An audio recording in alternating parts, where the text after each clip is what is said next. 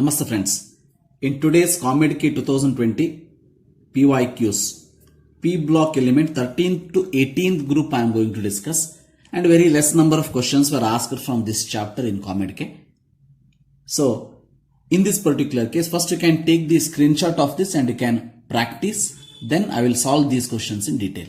So these are the questions, you can see that. So first 4 questions, I think sulfur, all the 4 is seen. Then 5, 6, 7, 8. So these are the 8 questions. And then 9 and 10 I am going to discuss. Right? So now here, not only these questions are enough, remember, for this already I have solved the NEET questions, JEE questions, and also KCET questions in the previous videos. Go through all those videos so that you will get almost around 40 questions, more than 40 questions, including all those. Definitely it will help you for the preparation of your ComEdKey exam. Yes. First one, decreasing order of stability of the oxides of halogen is. So one thing remember, in all these cases, iodides are more stable. So oxides of iodines are more stable. So iodine form stable oxides. Remember, stable oxides. Reason for that is, remember, always in case of the oxides, as polarity increases, stability increases. Polarity increases, stability increases. Because you can see oxygen and iodine electronegativity difference is more. Hence we can say polarity is more, stability is more. That is fluorine, fluorine, iodine, iodine, C and D options left. Now remember, very important point to be noted is that out of bromine and chlorine, after iodine, chlorine oxide is more stable. Remember, oxide of chlorine is more stable than bromine. What is the reason for this? Very, very important. You cannot think like down the group stability increases, so the option is C. Wrong it is. The correct option is D. Remember, correct option is D. The oxides of the chlorine is more stable than the bromine, because in case of the chlorine, chlorine is having the more capacity to form double bond. So double bond formation is there in case of the chlorine. So it is because of, remember, because of double bond with oxygen. Double bond with oxygen. Double bond with oxygen. In case of bromine is also double bond possible, no doubt, but the size of the oxygen and chlorine is comparable compared to bromine and oxygen. Hence bond strength decreases as the size increases. So but here polarity is the reason for iodides, and for chlorides double bond is also the reason and polarity is also reason. But bromine lacking in both, lacking in polarity also and lacking in the double bond formation, that is stable double bond formation also. Hence remember, after iodine it is chlorine, then bromine, then fluorine, and this point is given in the NCERT textbook also. You can refer. Next, nitrogen does not show catenation because, see, NN, nitrogen cannot show catenation. The reason for that is, see, for catenation, one thing very important is NN single bond should be more stable. In any case, carbon can show maximum catenation. What is the reason for that? Because carbon-carbon bond strength is so high that it can form single bond very easily. But nitrogen cannot form single bond easily. The reason for that is, remember, when the nitrogen forming single bond, so on this, remember, there are lone pair of electrons which are present. There are lone pair of electrons which are present. So because 1s2, 2s2, 2p3. Correct? So one electron involving in the sigma bond formation, but there are 4 electrons left here, and on this also 4 electrons left. Because of the small size, bond length will be less. Because of the smaller bond length, remember, there will be inter-electronic repulsion between non-bonding electrons. Remember, these are non-bonding electron, lone pair of electron. So there is an inter-electronic repulsion between non-bonding electron. Because of that reason, NN bond strength is less. So hence that is the reason inter-electronic repulsion between non-bonding electrons are greater. Hence it cannot show catenation. That is for second one. Then in this particular case. Pb3O4 plus 4HNO3 give rise to PbNO3 twice plus PbO2 plus 2H2O. Remember, which is true about lead ions in Pb3O4. First thing I will tell you, Pb3O4 in which there are two Pb. One is oxidation state plus 2 and another oxidation state plus 4. There are two lead ions present in this. Then you have to think about HNO3. Remember, HNO3 here, this is an acid. It is reacting with the Pb3O4. And HNO3 is also having oxidizing nature. That also you have to keep it in your mind while answering such question. Now, see, Pb2 plus reacts with HNO3 to give lead nitrate. Right? So, first we'll think about that. See, with lead nitrate, remember, lead nitrate in which plus 2 oxidation state, PbO2 in which plus 4 oxidation state. Pb2 plus reacts with HNO3 to give lead nitrate, whether it is correct or not. See, lead nitrate is having plus 2. Correct?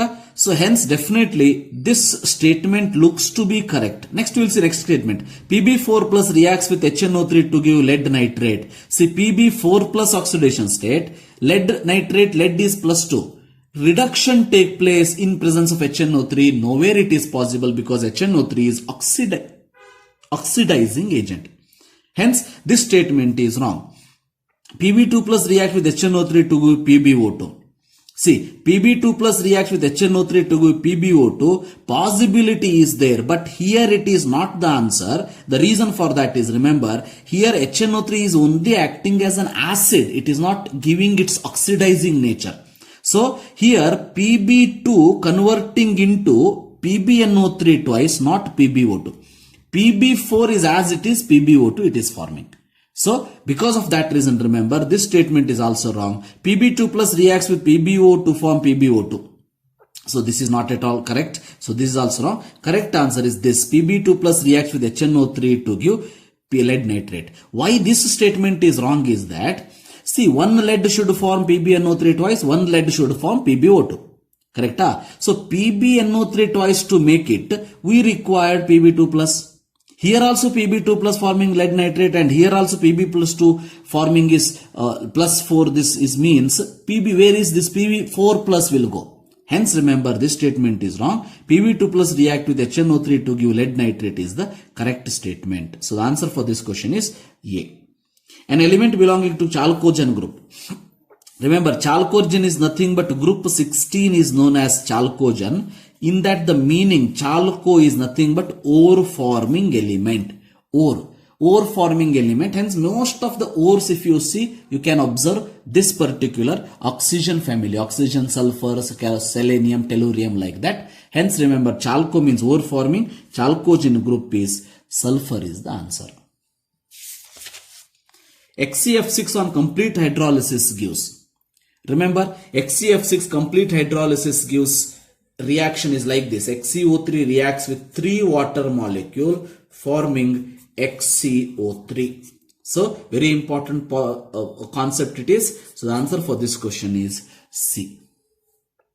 In the manufacture of H2SO4 by contact process, Tyndall box is used to. Remember, what is Tyndall effect? Tyndall effect is the effect shown by colloidal particle. Remember, colloidal particles are nothing but dust particles in this particular case. Dust particles. Now tell me, in case of the Tyndall box, convert SO2 to SO3 not possible because there we will use the catalyst like oxygen in presence of V2O5 as platinum as a catalyst. Filter dust particle, nowhere. Tyndall box will never remove the dust particle or filter the dust particle. What it will do is, if there is a presence of dust particle in the sulfur dioxide and oxygen gas mixture, then it will test the presence of dust particle. Because Tyndall effect means scattering of light.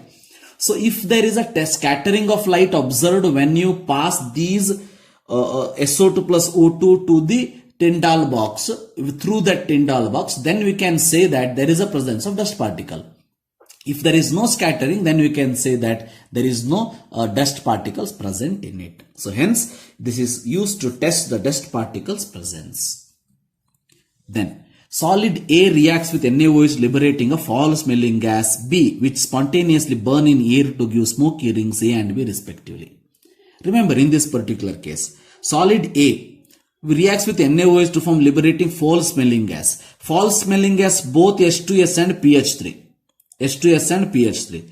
But you have to think, NaOH reacts with sulfur. Sulfur, if it is a thing, NaOH reacts with sulfur, it will form Na2S, sodium sulfide. You will never get H2S. So hence remember, NaOH react with PH3. So PH3 is the answer. So, sorry, P is the answer, P. P4, tetraatomic, P4 react with NaOH solution. So forming PH3 plus NaH2PO2. Now this PH3 is very unstable. In presence of air, it will get burned very easily to form P2O5, which is vertex rings. Smoky rings is called as vertex rings. It will release like this, vertex rings type. So that is smoky rings we call it as. So definitely P4 is the answer. Then white or red when the question comes, remember, definitely white phosphorus because it is more reactive and react with NaOH, but red phosphorus does not react with NaOH. So answer is B. Then fullerene with formula C60 has a structure where every carbon atom is. Remember, fullerene and graphite, among these allotropic form, they are sp2 hybridized. Direct question it is, remember sp2 hybridization. Then, which of the following is amphoteric oxide? Remember, CaO is basic oxide because metal basic, and carbon is, remember, acidic oxide non-metal, and SnO2 is amphoteric nature. Lead, tin and lead both will give rise to amphoteric oxides in case of group 14. Hence, the answer for this question is D. Which is the correct statement about diborane structure? Diborane structure, I will draw it here. Diborane structure is shown like this. Remember, boron here, hydrogen here, boron here, hydrogen, hydrogen, and hydrogen like this. Right? Now remember, first thing, all HBH bond angles are equal. No, remember, this and this are equal. But this bond is, what happens is, this BHB central bridge hydrogen is perpendicular to the plane. These are on the plane. But this BHB bonds are perpendicular to the plane. Hence, never be bond angles are equal. Bond lengths are equal? No. Because the reason is, remember, these 4 bond lengths are same, but these 4 bond lengths are different. Because hydrogen cannot form 2 bonds. Still we have shown 2 bonds means, this is, remember, this type of bond we call it as 3 center 2 electron bonds. Very important point about the diborane is that diborane always having 3 center 2 electron bonds. Remember? So that should be the correct answer. In this case, all hydrogen boron atoms are only one plane. It is also wrong. These 4 hydrogen and boron are on the plane, but this hydrogen and this hydrogens are perpendicular to the plane. So hence, these are nothing but points, the 10 questions I have considered from previous year questions from COMEDK exam. I hope it is clear for you. If you like the content, so subscribe to the channel if you are not subscribed, and comment if you have any doubts in this. Thank you. Have a nice day.